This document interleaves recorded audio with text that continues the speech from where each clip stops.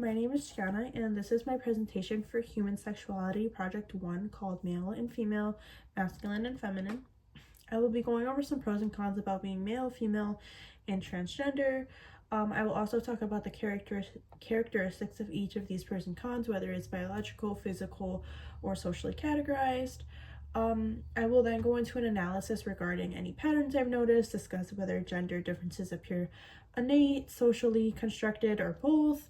And then I will explain how intersexuality may influence the experiences I listed.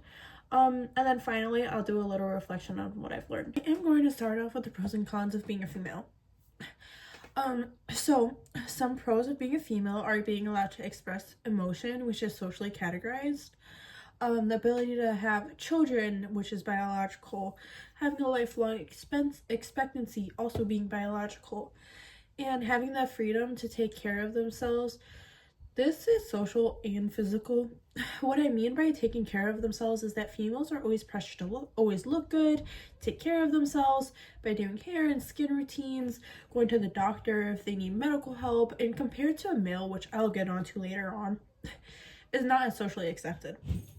But there are definitely some cons to being female, which can include discrimination at work, wage gaps, and higher rates of sexual harassment or assault, all of these being social. So then you have menstruation, pregnancy, menopause, and the higher risk of osteoporosis. These are all cons, and they're all biological.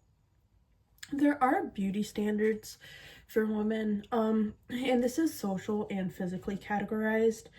I categorize them as both because there's a physical expectation socially too, that as a female you need to have a high-pitched voice, have big breasts, and the reality is it isn't always like that.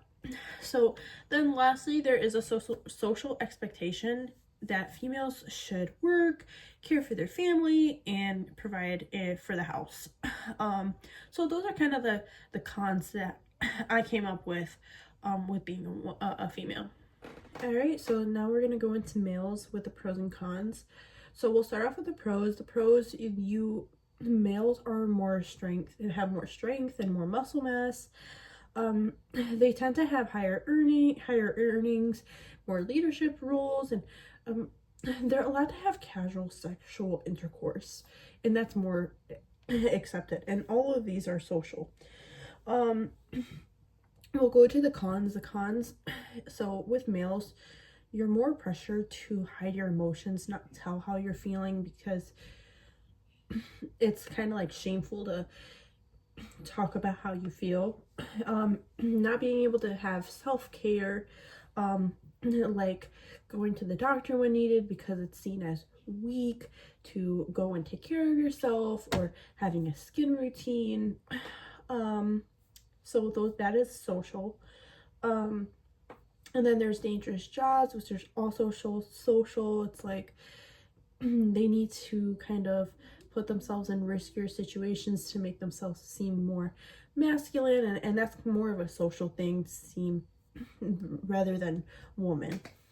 And then being a main provider, in a household, men are usually considered a social standard to be the provider with the money. And then there's heart disease. Men are more likely to have heart disease, and that's a biological factor. And then shorter life expectancy also being biological.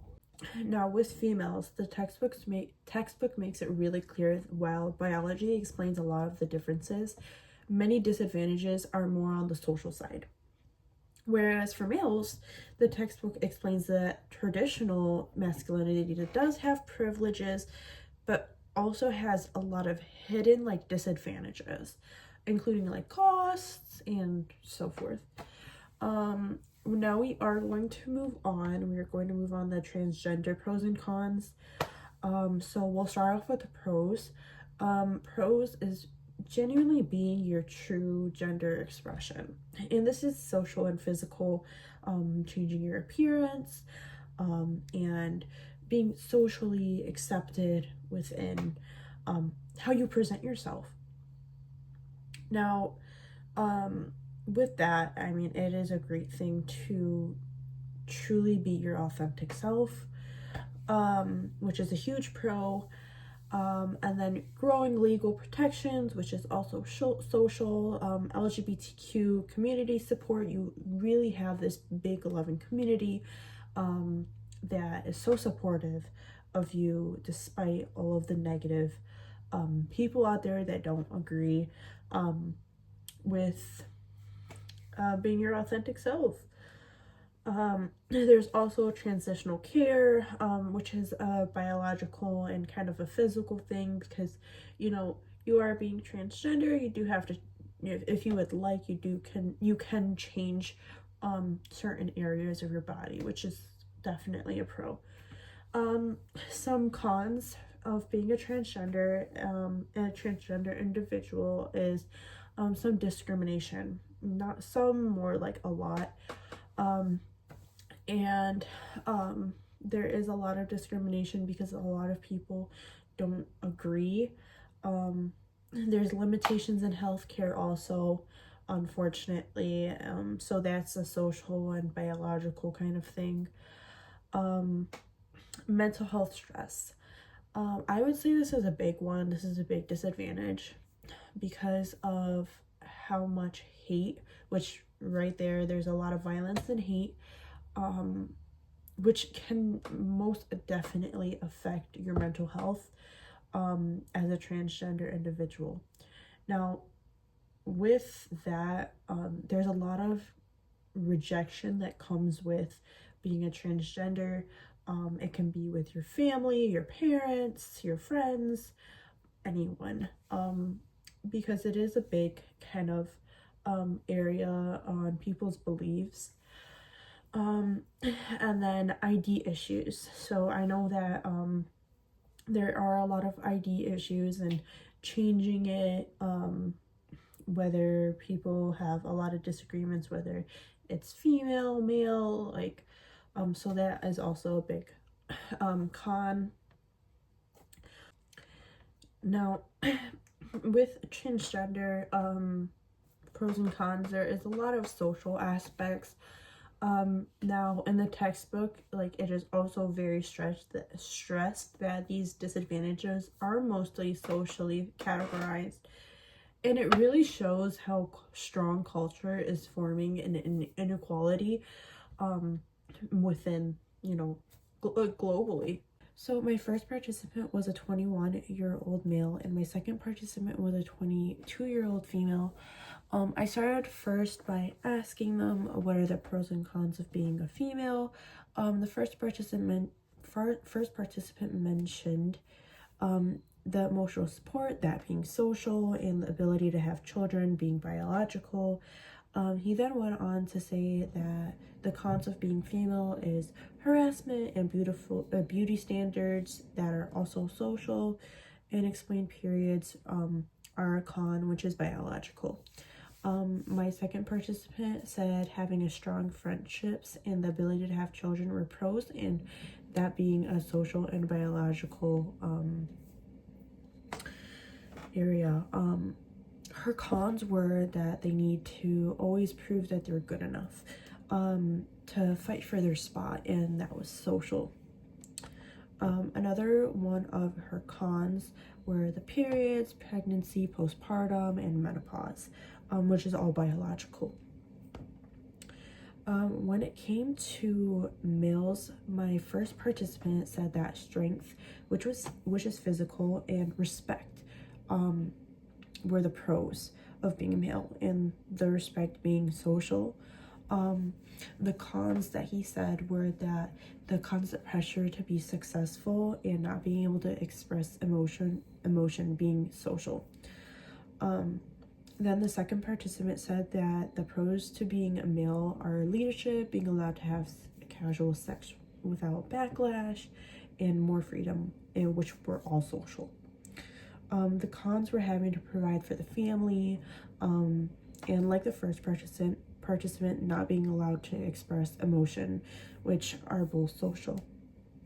This makes sense looking at the textbook, because as I read it in the text, it says like For example, sons are more likely than daughters to receive parental encouragement for self-assertion behaviors and for controlling or limiting their emotional expression, whereas girls are often receive more encouragement for expressing their emotions.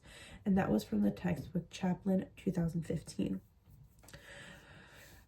When it came to the transgender area, the first participant said that pros to being trans were the increasing acceptance in being themselves, which were both social, and the cons were the violence and discrimination, which were also social.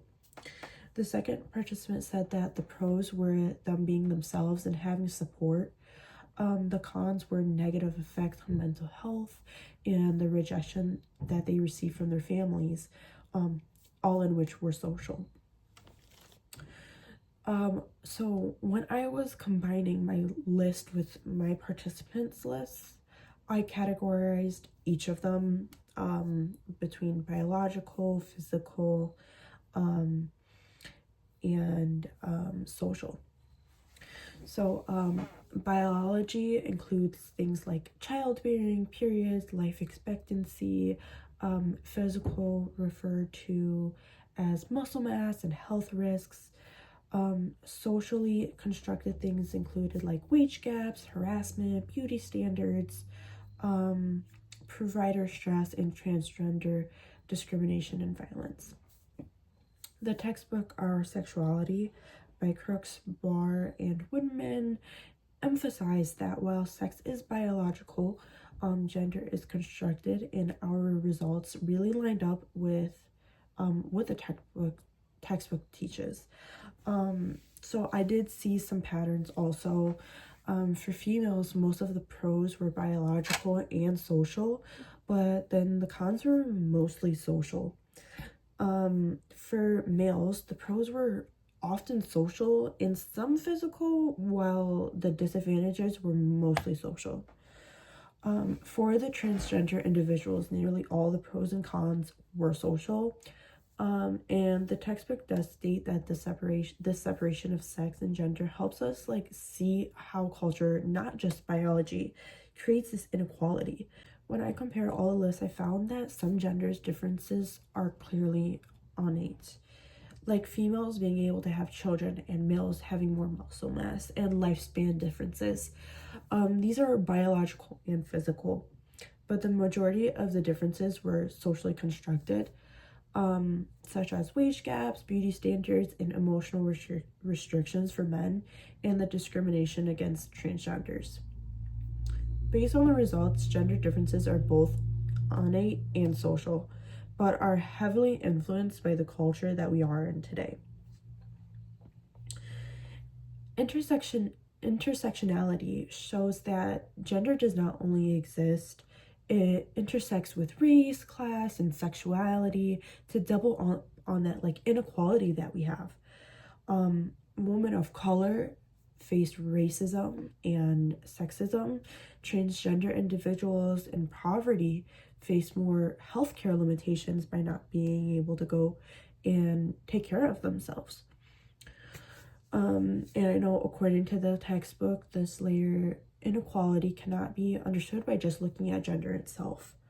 It has to be looked more into socially. And then as I reflected, I learned that culture does shape inequality more strongly than biology will. My perspective did change because at the beginning I didn't really think too much socially. I thought more biologically. Because how I saw inequality is truly like it is truly socially constructed, not just by like natural biological differences.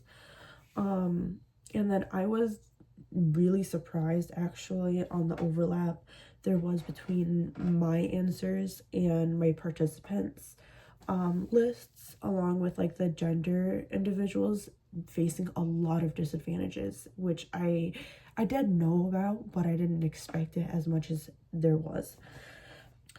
The reference I did use was our textbook, Our Sexuality by Crooks, Barr, and Winman.